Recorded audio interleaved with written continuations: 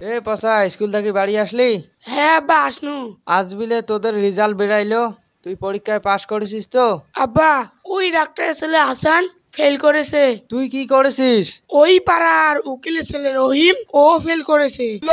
আরে তুই কি করেছিস তাই বল। তুমি জানো আব্বা এমপির বেড়া ইনুস সেও ফেল করেছে।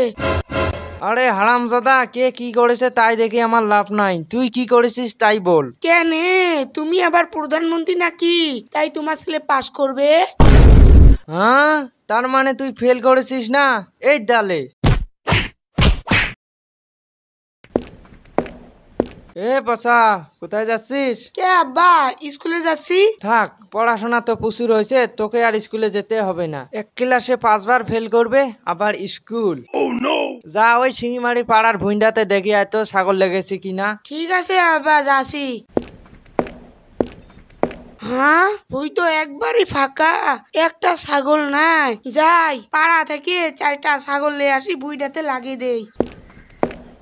হ্যাঁ হ্যাঁ যাও এই জমিটাতে খাও, কোথায় যাও না, কোথাও গেলে আব্বা আবার আমাকে ধরে মারবে।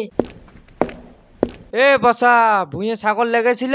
না আব্বা ভুঁয়ে একটা ছাগলও ছিল না। হ্যাঁ, ভুঁয়ে ছাগল ছিল না তো তুই এত হাঁপাচ্ছিস কেনে?